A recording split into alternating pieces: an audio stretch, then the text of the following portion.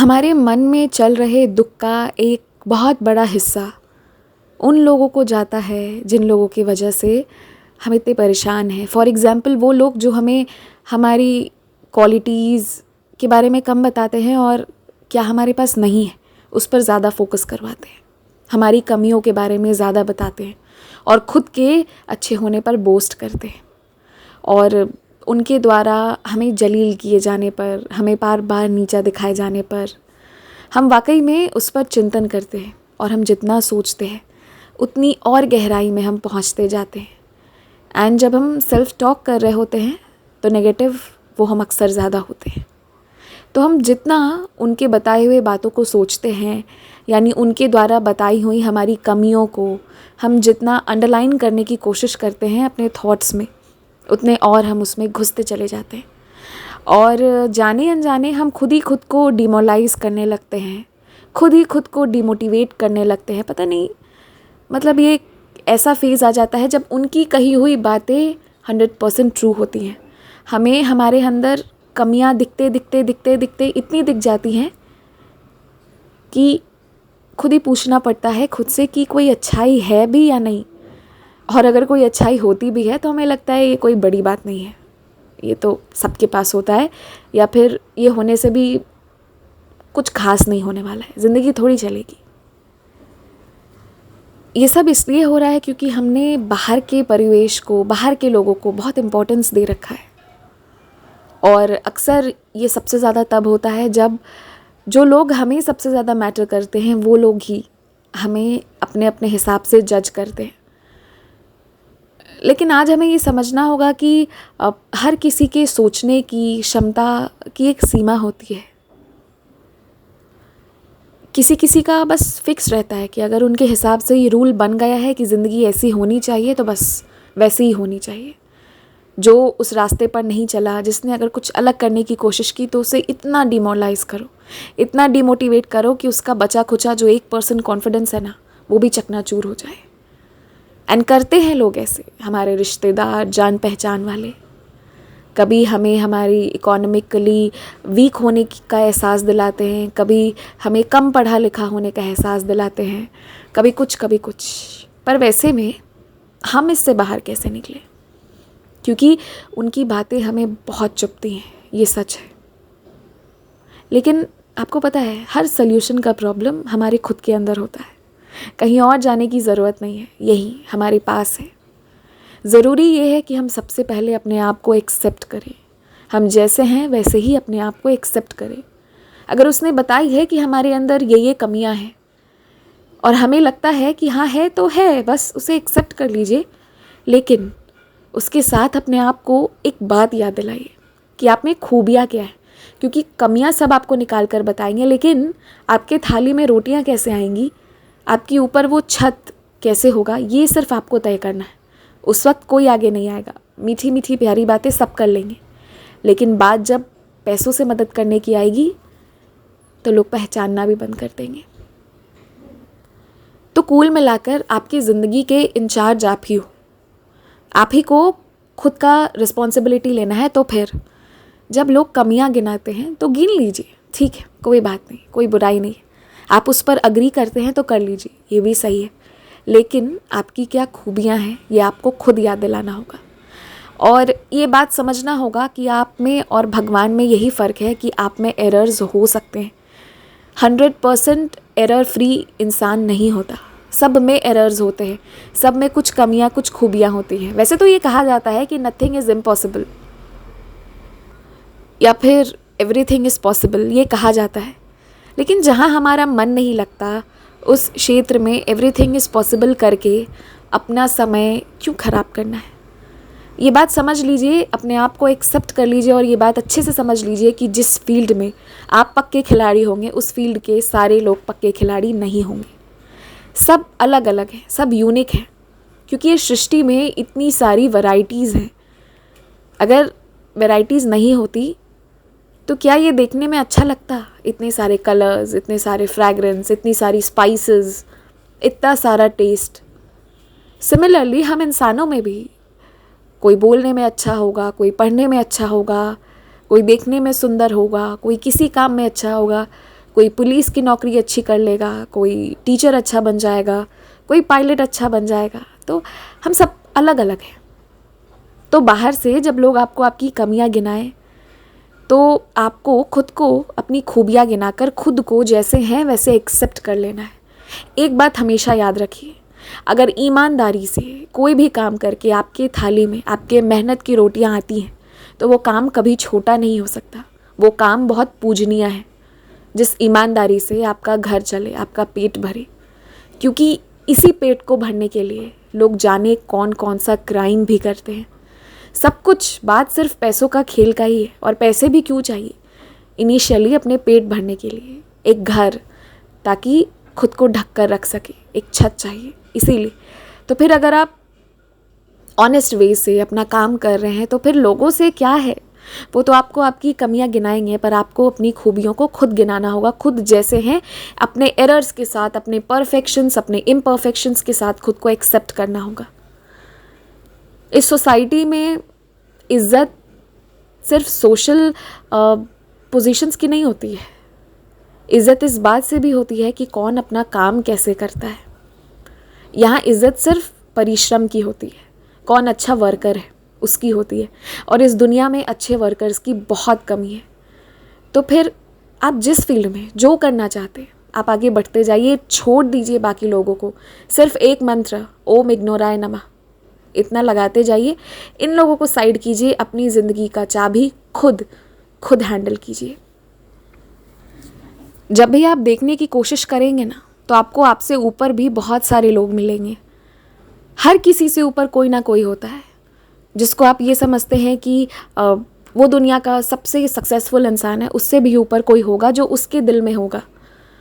तो हमेशा हमारे ऊपर और हमारे नीचे कोई ना कोई होगा। तो सबसे ज़रूरी ये है कि हम खुद ही अपने आप को बेहतर बनाने की कोशिश करें और खुद जैसे हैं वैसे ही अपने आप को एक्सेप्ट करें। जहाँ हमारा मन नहीं लगता है, जिस फील्ड के हम खिलाड़ी नहीं हैं, तो सोसाइटी के प्रेशर से हमें वहाँ क्यों जाना है। हम वहाँ जाएंगे जहाँ हम जाना चाहते हैं। पर इन सब के लिए ज़रूरी ये है कि आप अपने आप को एक्सेप्ट करें, आप जैसे हैं वैसे, ताकि अगली बार जब कोई आपको आपकी कमियां गिनाए तो आपको पहले से मालूम हो, आप खुद कह दे कि हाँ ये तो है मुझ में।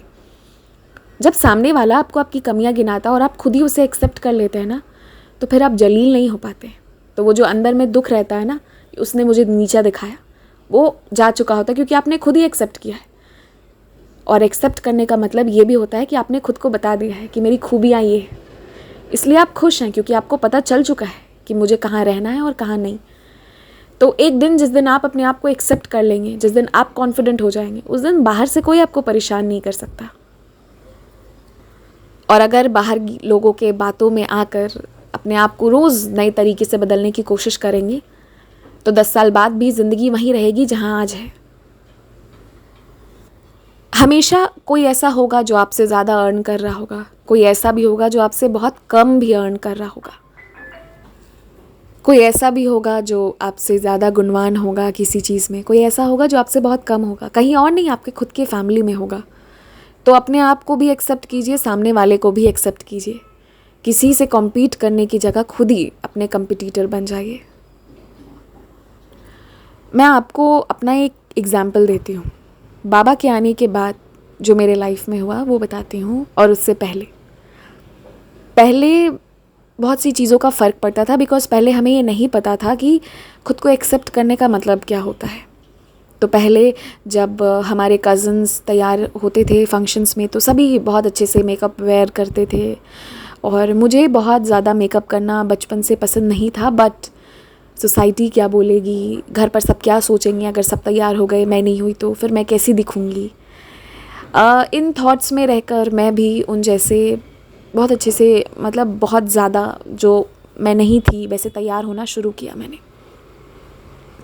और मैं जहाँ भी काम करती थी वहाँ भी यही चीज़ आती थी कि देखो तुम अच्छे से मेकअप करके सुंदर दिखते हुए आना।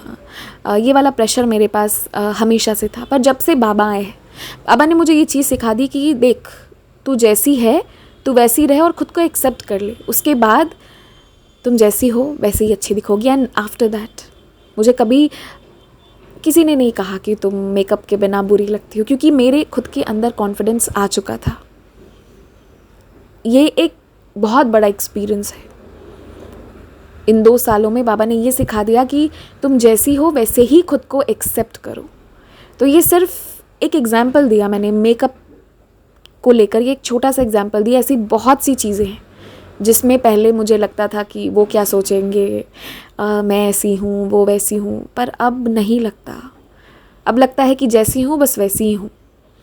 मतलब कोई ज़रूरी नहीं है दिखावट करने का, बस जहाँ शौक़ है वहाँ पर जैसे करना है वैसे कीजिए, जहाँ नहीं है वहाँ किसी के प्रेशर में आने की ज़रूरत नहीं है। फॉर एग्ज़ाम्पल मेरे खुद के घर पर बहुत लोगों को गैजेट्स का बहुत शौक़ है, मुझे शौक़ नहीं है।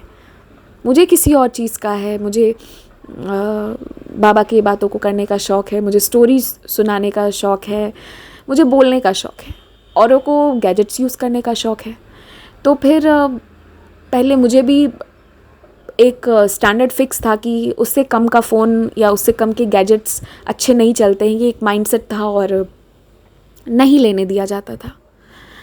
लेकिन जब से बाबा आए तो मैंने आप लोगों को बहुत बार बताया, एक रोज़ मैं कार से ट्रेवल कर रही थी और रेडियो मिर्ची एज़ यूजुअल मेरे कार में प्ले हो रहा था। उसमें एक एडवर्टाइजमेंट आया कि ये फ़ोन ऑनलाइन क्लासेस के लिए लॉन्च की गई है, जिसका प्राइस मुझे 6000 के ऊपर नहीं पड़ा था।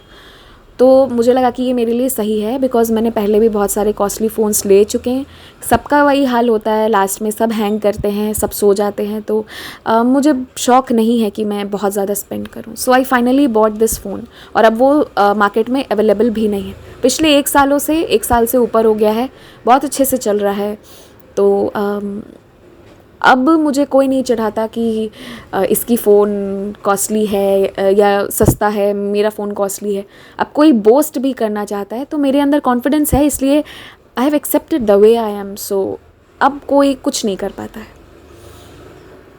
आप जब तक खुद को एक्सेप्ट नहीं करोगे तो बाहर के लोग चढ़ाते रहेंगे। लेकिन जिस दिन आप खुद को एक्सेप्ट कर लोगे ना, आप चिढ़ना बंद कर जाओगे, तो उस दिन से वो बोलना भी बंद कर देंगे। ये कुछ छोटे एग्जाम्पल्स थे, कुछ बड़े एग्जाम्पल्स भी दूंगी आगे के वीडियोस में, पर इस वक्त बस इतना कहना चाहती हूँ कि एक्सेप्ट योरसेल्फ।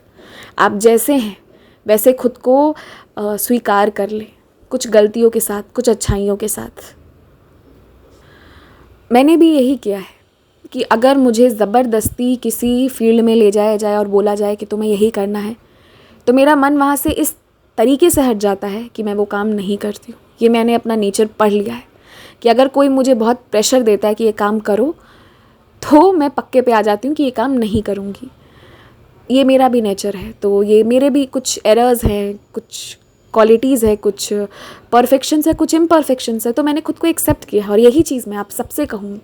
ज़िंदगी बहुत आगे बढ़ती जाएगी। जब आप मर रहे होंगे तो कोई आपको पूछने नहीं आएगा कि कैसे बचाना है। उस वक्त वो लोग सब अपने अपने डेजिग्नेशन देख रहे होंगे। स्ट्रगल फॉर एग्जिस्टेंस आपको करना है, ज़िंदगी आपको जीना है। तो फिर किसी और के कहने पर आप ही को क्यों दुख पहुंचाते हो? बहुत कुछ बोल दिया आज मैंने। सोचना आप इस बारे में, आप सब सोचना, क्योंकि घर वाले आपको आपकी कमियां गिनाएंगे और उनके घर वाले उनको उनकी कमियां गिनाए हैं, इसलिए ये प्रथा चलती आई है। पर आज हमें ये रिस्पॉन्सिबिलिटी लेना है कि हम ये बंद करें, और ये शुरुआत खुद से ही होगा कि हम पहले खुद को एक्सेप्ट करें। औरों को जज करना हम धीरे धीरे बंद कर देंगे जब हम खुद को स्टडी करने लगेंगे। Please understand this. आपकी इकोनॉमिक स्टेटस क्या है, आप कैसे दिखते हैं, कैसे बोलते हैं, कहाँ रहते हैं, ये सब चीज़ें जिसके लिए मैटर करती हैं उन्हें सोचने दें। पर आप वो क्या सोच रहे हैं, इस सोच में अपना ये बहुमूल्य समय व्यर्थ ना करें। आगे बढ़ें। ज़िंदगी बहुत बड़ी है, ये दुनिया बहुत बड़ी है। अगर यहाँ बुराई है तो यहाँ खूबसूरत भी है। आपके लिए बहुत लोग बहुत इंतज़ार कर रहे हैं कि आप जाओ, उनका कुछ अच्छा हो, कुछ अच्छा करो। तो अपने लिए जीना शुरू कर दीजिए। जय साईं राम। Stay blessed.